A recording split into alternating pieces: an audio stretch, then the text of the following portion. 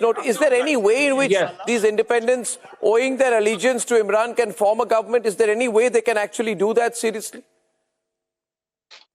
Not now, not at all. Because again, what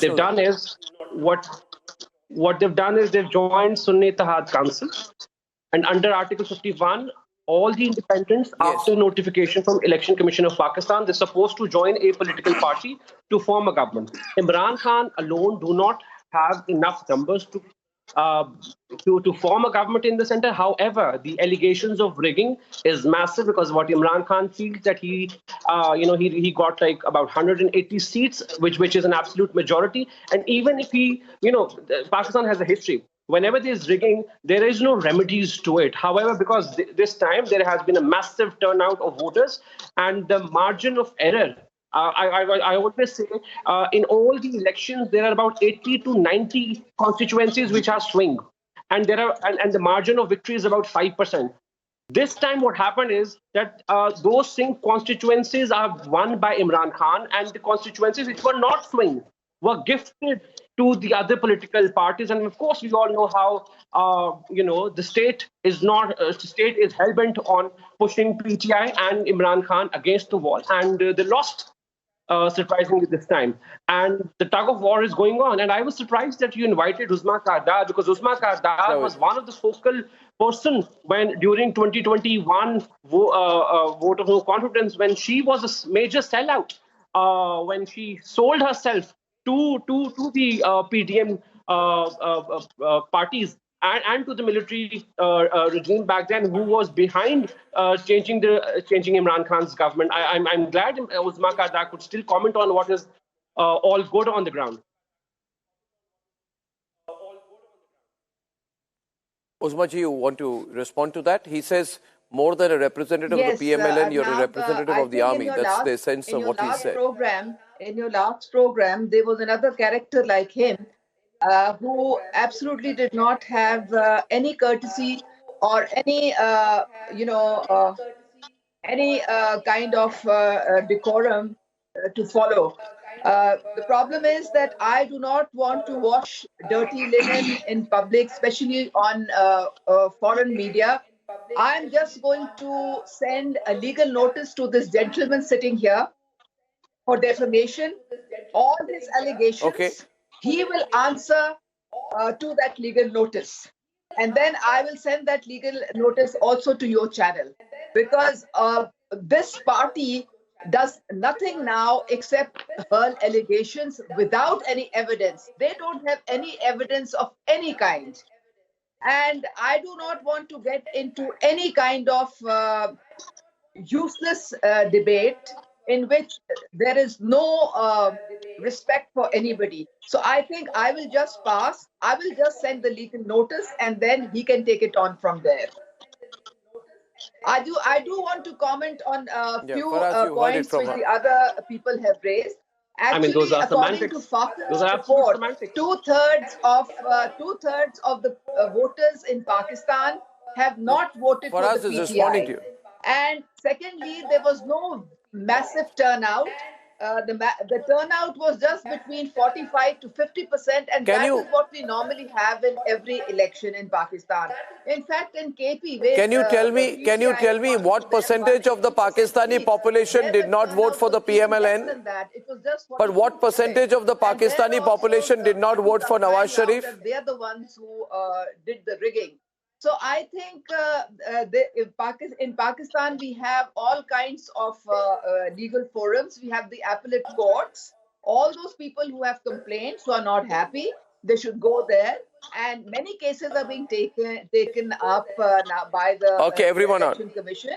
We have the higher court. No, you seem very sure of yourself. You seem very sure of yourself. Javed ji, is the PMLN so sure of itself because it has the army's backing? There can be no other reason. There can be no other reason. Effectively. Yes. Okay. Arnab, as far as the negotiations between the two major political parties are concerned, PMLN and Pakistan People's Party, definitely there are impediments, and it is almost a deadlock between the two, because Pakistan People's Party doesn't want to join the federal cabinet, though they want to extend the support to PMLN. and PMLN is very wary about the intentions of Pakistan People's Party, because they believe that once they take up the mantles of the government, Pakistan People's Party would anytime pull the rug out of the PMLN's feet, and they could definitely fall. So is this a trust deficit between the two major political parties? As far as Pakistan Tehreek-e-Insaf is concerned, of course, they have already stated that they would like to sit on the opposition benches because they are not in a position to form government. They are not ready to negotiate with either with Pakistan Muslim League or Pakistan People's Party. So they just want to watch. And I think about 82 or 83 you're saying they want to watch the fun because then it's going to work well for them. No. If tell me one thing. Politically, that will be a very smart move by Imran because, and I want to go back to Barrister Amrat on that. Because if these two parties come together in any hodgepodge formation, and that does not last beyond a few months, either the army takes over or there'll be a fresh election. And if there's a fresh election, then Imran will sweep this time. How many times? He will say, I told you so. They kept me out. And he'll come back with more numbers. So my question is that not going to work well for Imran? Does it work better for Imran to stay out and watch the fun? Barrister Amrat Sheikh.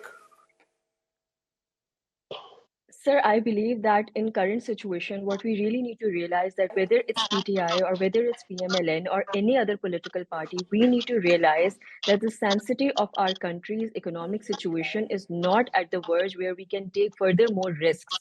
We've already conducted these elections. We've already wasted enough of time. Now we need to sit together and formulate a memorandum kind of a situation where we need to understand that we need to do something for our people and we need to deliver it.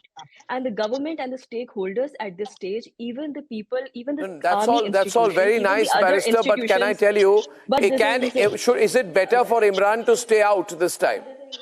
Is it better for Imran to stay out this time? Sir, I think so that no, because the people are not going to accept it. The thing is that the majority and the masses are not going to accept it. The people's mandate have already shown this thing, what they want. So if he is kept out for another 5 years, then there'll be a clash, Gaurav. But then, Gaurav, that this way there's going to be a clash. There'll be a confrontation on the streets.